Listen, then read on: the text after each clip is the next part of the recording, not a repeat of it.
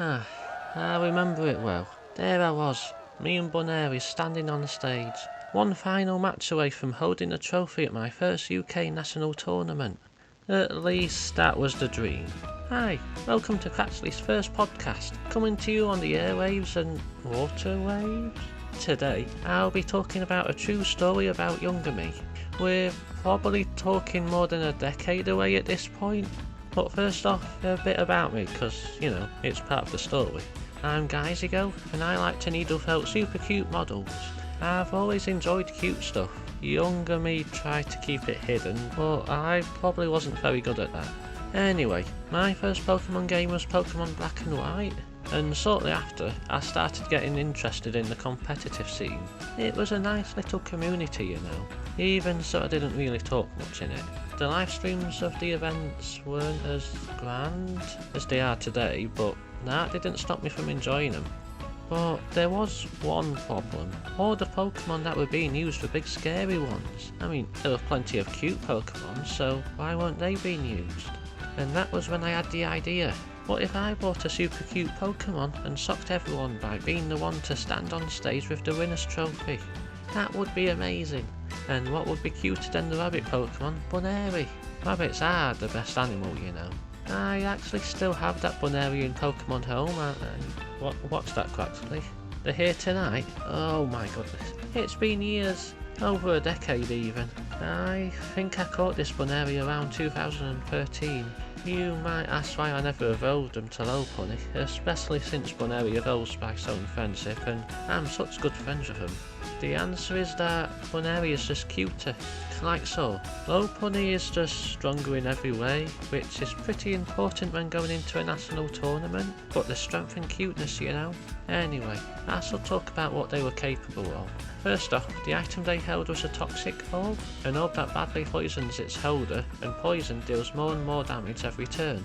Oh, but Giseigo, isn't that bad? Nope, because Buneary had an ability called Klutz, which prevents held items from working. This meant that toxic orb had no effect on this little rabbit. But what was the point of that?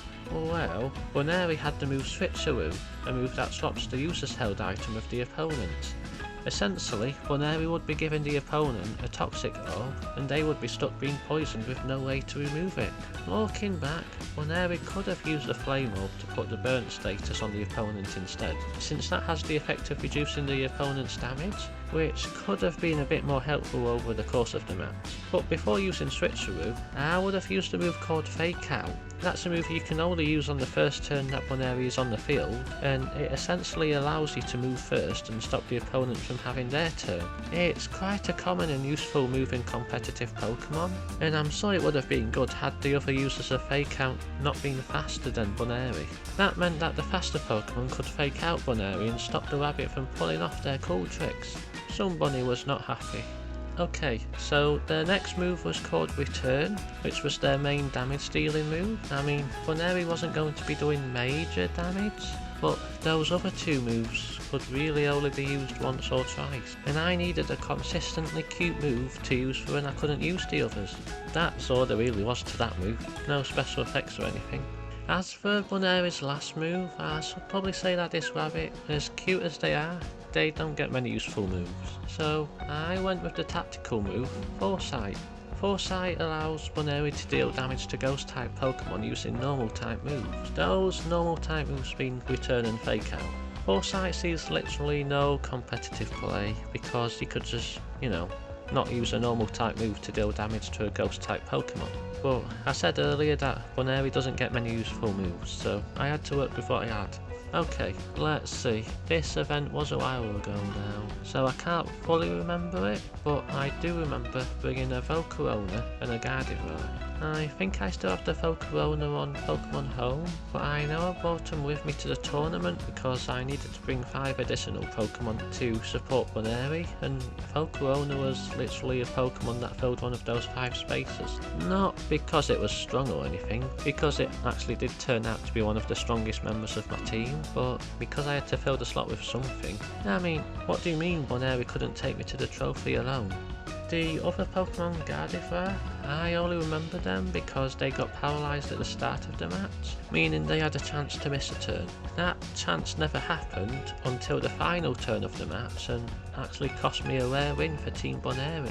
You heard me say a rare win and you might think, oh Giseigo, you didn't end up winning the tournament. Well, I'll just say this, out of a tournament of around 100 plus people, I didn't get last. I was about third or fourth from last. I think I won one match, one that relied on using the move Trick Room, but yeah, I tried my best so I don't have any regrets. You know who? I still have Buneary with me. There's nothing stopping me rising to the top with them and becoming a world champion. That's right, I don't have my eyes on a national trophy anymore. Me and Buneary are going to be world champions, is what I'd like to say, but they weren't included in Pokemon Scarlet and Violet, so I guess world domination will just have to wait for a bit.